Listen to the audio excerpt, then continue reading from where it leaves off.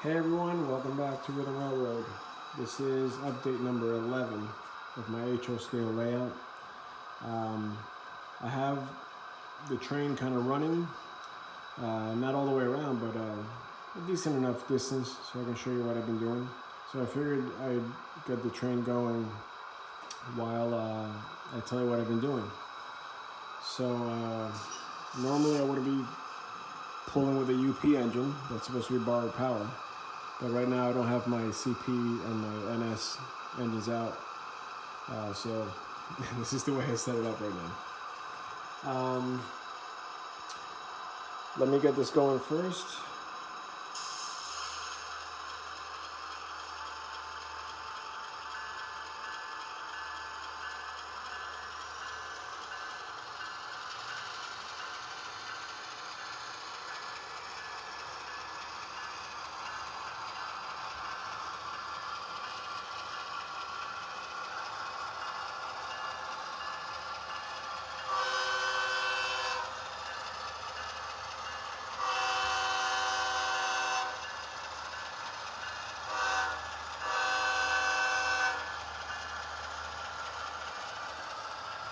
So right now I'm pulling, I think it's 25 cars with two cabooses at the end. So it's a pretty long train. It looks like it's going to be about the size of the trains that I'm going to be running. I would say 30 would be max. I'm trying to make my sidings as long as possible, but I really won't be able to tell until I actually get them in the sidings to see what the length of the train is actually going to be. But I would say approximately this long. So what I've been doing is some wiring, not a lot. I basically put feeders every 3 feet or so. So basically at every connection of the flex track, there are feeders. For the most part, I still have to do a few more.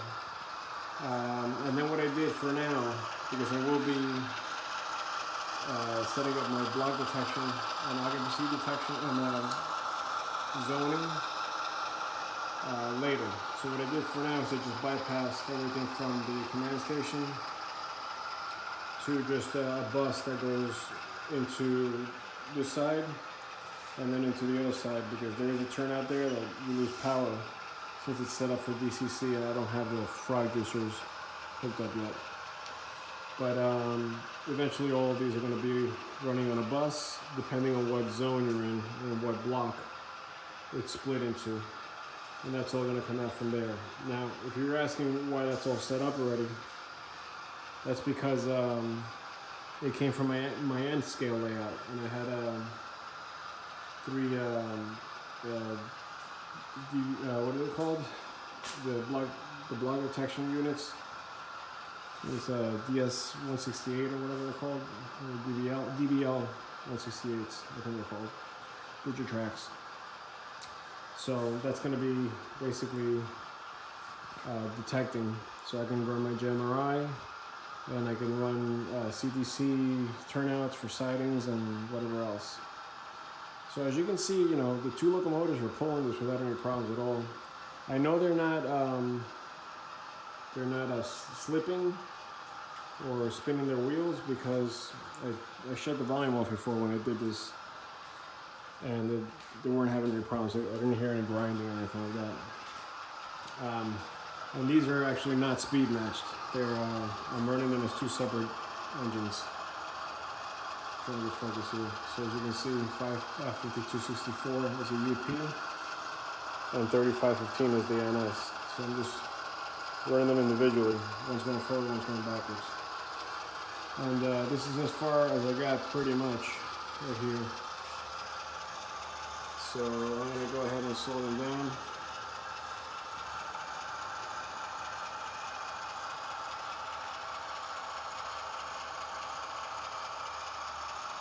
Before I run out of the track.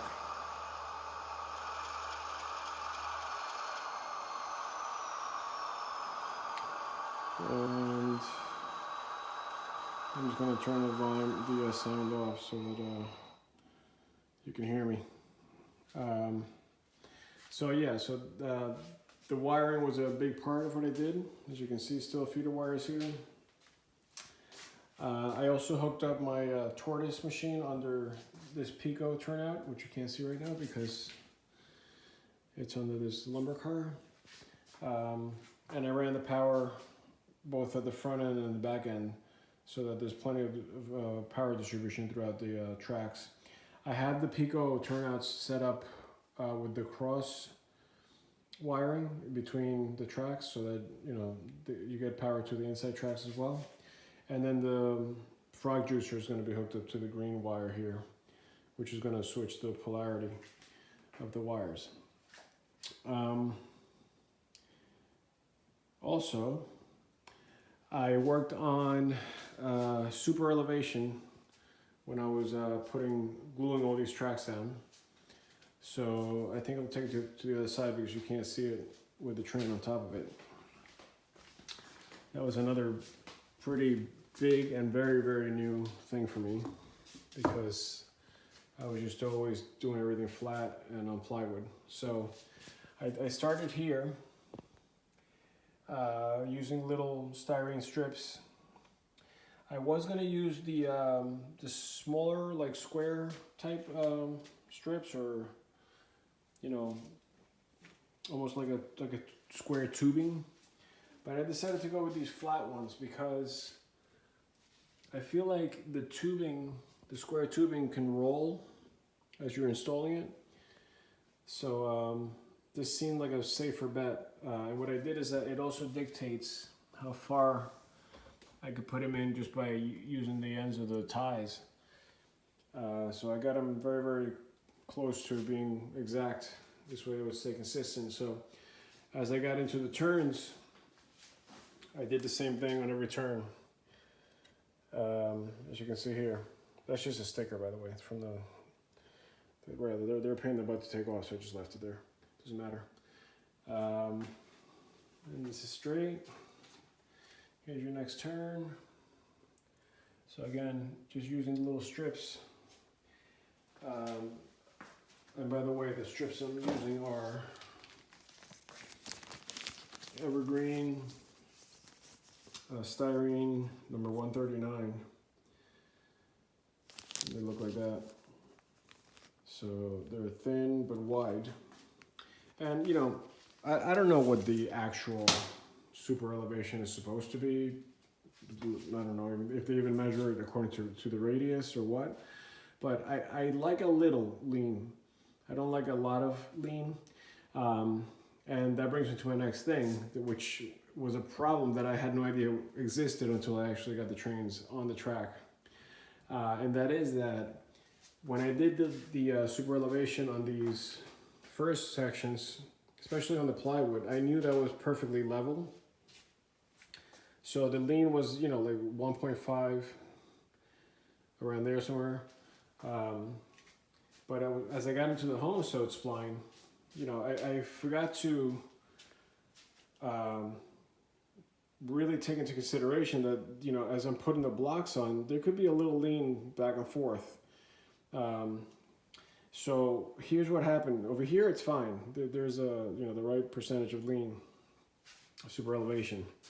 But when I got here, for some reason, when I made this sharp turn, the spline kind of went like this on its own. So even after putting the supports straight, they still had a little kick to them, I guess because the force was pulling them inward a little bit, which is fine because it stayed that way. So it's not like it's moving. It just stayed that way. But it was too much.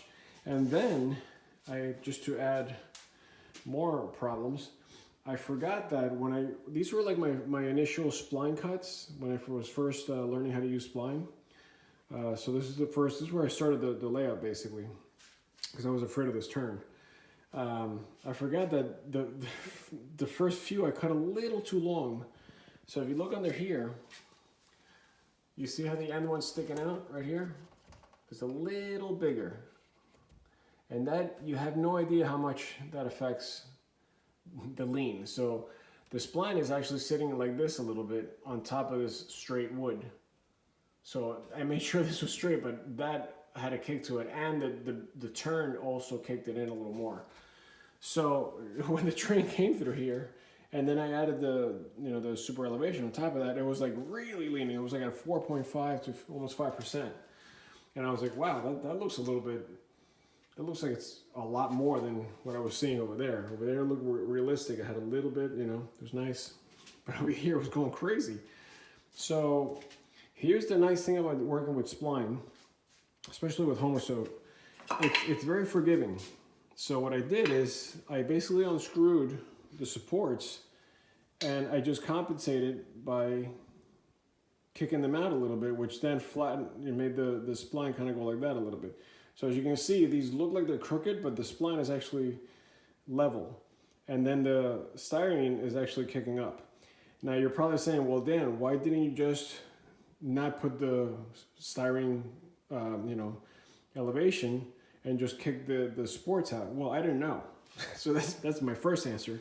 Number two is, whether you do it, or not, you're still gonna have to deal with a straight section here. So, once it flattened out a little bit, then I went back to straight. But while I was at it, I also noticed that one of my supports were like, I don't know why, it was like too far down. When I did it, maybe I was tired, and I did it so the spline was actually climbing the entire way, and then, actually where I put that X, that's the one. And then I pulled it down, and I couldn't see it with my bare eye, with my naked eye rather. But I noticed that it came down and then it came back up again, so there was a dip here. I had no idea until I actually saw it with the, actually no, I didn't even see it with the train because it kind of leveled out. It wasn't really a dip, it was just that it leveled out. So when I was measuring, as you can see here, I had a 7.25 plus 2 ticks, 7.5 plus 2 ticks, and then over here, all of a sudden I went to like 7.25 again, or even lower. I think it was 7. And I was like, whoa, how did that happen? And that one was higher. So that, again, that's another nice thing that I had to do, was just pull those out, push it up, and it was fine. The track didn't budge, it was fine. So that was a big adventure for me. And I'm happy with it now. Now I just showed you the train going through, but I looked at it, from eye level. I kind of, I got a stool and I sat there and I looked at it on eye level, and the lean is just about 1.5 to 2%, which is exactly where I want it to be. It looks, to me, it looks realistic. Anything more than that, I think is overkill. So as as it straightens out here, and then it kicks again here, this is fine. This was actually not a problem to begin with, because now this is where I learned how to actually cut Homosote correctly. So the bottoms are fairly equal, which allowed the Homosote to sit exactly flat on the wood. So that's all good. And that's basically what I was spending a lot of time on. And then I'm trying to be very, very careful with my track laying and with my connections. So I am soldering both the outside and the inside, just to make sure that these. What I've seen in other people's layouts is that if you don't connect these very well, they tend to kind of buckle out after a while. So you got a kink, and then the train will run, but you get this weird like kick, every time there's a connection. So the way I did it was, let's say I laid this, I glued it, I made sure I had all the everything that I needed. And then instead of making this a connection after I curved the rail, what I did is I just kept it straight. I had a support here just to hold it up. I made sure that the rail was completely straight into the next section, and then I soldered that. This way, when I went to shape it, it was already at the perfect angle here. Rather than trying to match it while it's already bent and you're cutting it, and then one side's too short and one side's too long, that's where I think you create those weird track connections. So hopefully, I'm praying, I'm brand new with HL, but I'm praying that is going to stay put and it's not going to go anywhere. Also, the glue I'm using is very strong, so I don't foresee anything happening, because it's really on there. So, and I got the curves very, very smooth using those metal gauges, you know, with the that you put inside the tracks, and it tells you the radius. So you know, so some of them I had to use combinations just to get the easement and then the curve. You know, the only thing is that I learned how to, again, you know, I'm learning as I go. So the further I got, the smoother I got the turns and the curves. And I, you know, over here, what I wish I did differently is that, I don't know if you can tell, thank God it's over here, you can't really tell, but this is a straight line here, then it curves a little bit, and then it goes straight again, and then it curves a little bit. And I did that because I didn't realize you could, you know, I could have just shaped the track a little smoother here on this turn. So I might pick that up and redo it, but you know what, it's not a big deal. So instead of like ripping it up and then causing more problems, and you know, you really, I mean, I don't think it's worth it. So I might just leave it like that. What else? Oh, and then what I did also is I made sure to take a file. This is like a triangular file, and get all of this super smooth. And then I also went flat against the inside of the rail and kind of took some of the edge off just to make sure that was smooth. So I mean, to the fingers it feels very, very smooth, and I think it's going to be good. The only thing is that I just gotta, you know, I've had to clean it with alcohol a few times just to get some of the extra glue and whatever was left on there off, and solder paste and a lot of stuff they used. But I mean, as you can see, the train is running without a problem at all. And all I did was basically take a Q-tip with alcohol and just, you know, just kind of rub it up and down a few times. I'm not using abrasives like Bright Boy or anything like that because, you know, I don't want to scrape up or scratch up the rail. So that's like the biggest thing that I worked on. And then, I mean, obviously you know about the Helix already. This was in update number 10. So then the other thing I was working on was getting, before I run over there, I did hook up my LNWI, which is the Digitrax version of Wi-Fi throttle, Wi-Fi router. So again, I had that already for my old layout, so it was easy to just do just get the logo net hooked up to there, power it up, and it was already, you know, in the system, so I picked it up immediately. And then I'm just using an old iPhone to control Y-throttle. So that's that. One more thing. So the way I'm going to run the bus is through these supports. I don't want to make the hole too big because I don't want the support to get weak. So I'm going to run like smaller holes with the two bus wires through there. And depending on what zone I'm using or what block I'm using, you know, it'll go that way or this way or up or down. But the other thing that's super important is that I was thinking through what the wiring was going to look like. The mistake I made with my old layout, which was kind of, you know, now that I think of it, it was kind of the same situation, just, you know, smaller. But it's almost like a pretzel kind of thing.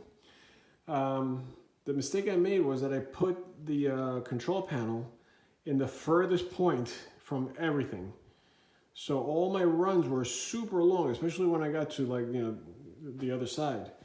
But I just didn't have the foresight to do, you know, to do it in a smarter way. So I think the smarter thing to do is to put it here, because this is kind of the center of the whole layout. So the wires that are going to those zones over there are going to be max up to there, and then vice versa, max up to here. Where if I had that over there, you know, I can't go past the door. So I would have to run, if I want to get to this point, I would have to run the wires all the way through, past the peninsula, all the way through here, and then all the way through there. That's a huge run. So to me, that's a waste of wire. So I think this is the best bet, to have it in the center, and you know, it'll just be there. Now, is it going to be a pain in the butt when I'm wiring? Well, yes, because I have to get under here And by the way, I just ordered a creeper, one of those mechanic beds with the wheels, which is the way I'm going to get in through there. So I left that wide so I can just slide in and then get up and work on that. So when I do the wiring, I'm probably going to have an assistant to help me kind of just run things, because otherwise I'm going to be going back and forth in and out of there. But once it's set up, I'm just going to make a little cabinet in there that's going to encase this. It's going to sit on those 1x4s there.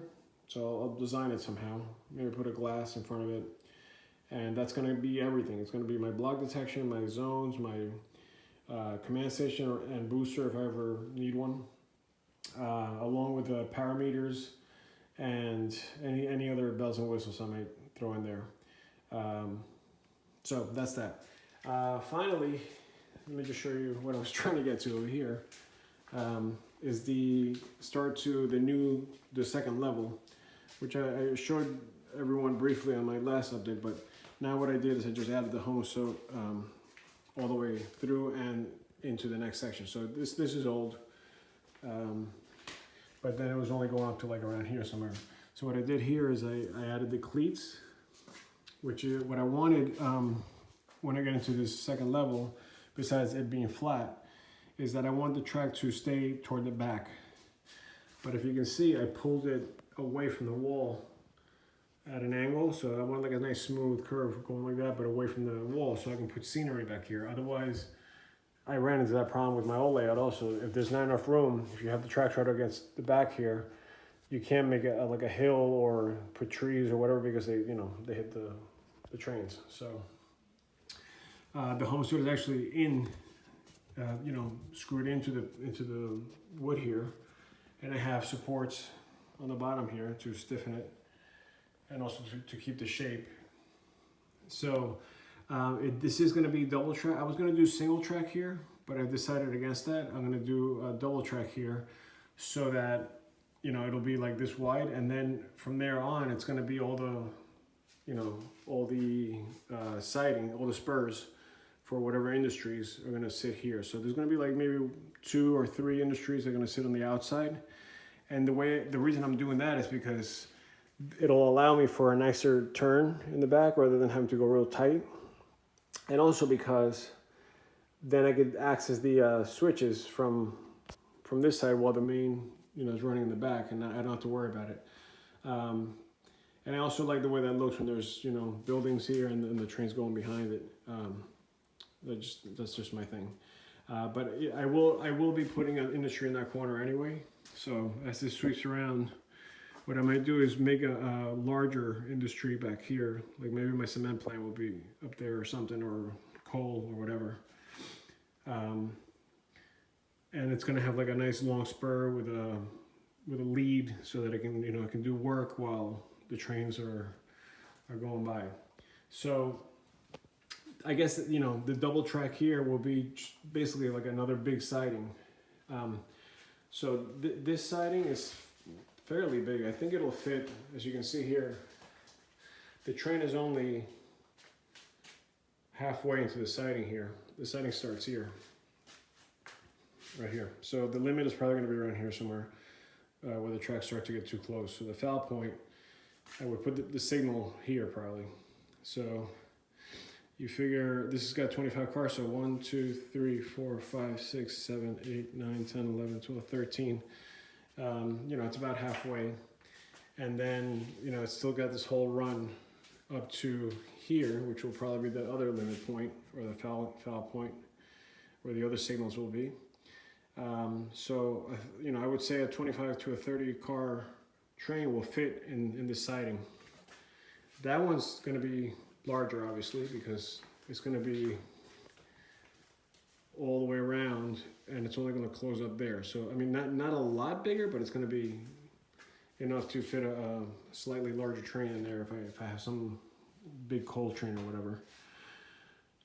Or just simply so I can do some drilling here while the other train passes through. I don't have to stop the whole layout when I'm doing operations. Obviously, it's going to go back into single track here. I mean, I guess I could do a double track if I wanted across the doorway there, but I think the smaller the better. I don't know. I'll think about that. And then it'll open up again once I get past this turn here, I am going to make a small yard that's going to open up here, and then the throat's going to be here, and the yard's going to go all the way basically to where it turns again. So it's a smaller yard than my main yard at Binghamton. I'm not sure what town I'm going to make that, but it'll be another transfer yard or whatever before it goes up into the helix and into the third level, which is there. So that's basically it. Not a lot of progress, but enough to get me to that next level. I am waiting. I ordered tracks over a week ago from, I don't want to say the company, that did not say they were back ordered, but it turns out they were. And that kind of pissed me off a little bit, but those are on the way. I ordered 6 packs from them. And then today I ordered from another company, which I did not expect to have them, and they're already on the way. So, I guess, it's nice when the companies actually tell you that they're on back order. That's, this way you don't waste your time waiting, and then you start getting the stuff anyway, and then all of a sudden they ship them, and you're stuck with all this extra stuff that you can't use anymore. So, rant over. I'm over it. All right. Anyways, that's the end of the video, and I hope you enjoyed it. And I'll be taking you in the next few days, hopefully, into that section. And when I get my tracks, which apparently are coming tomorrow or the day after, I'll be able to finish the siding here. So hopefully I'll get across and then start, kind of getting track into that section. All right. I'll see you in the next one.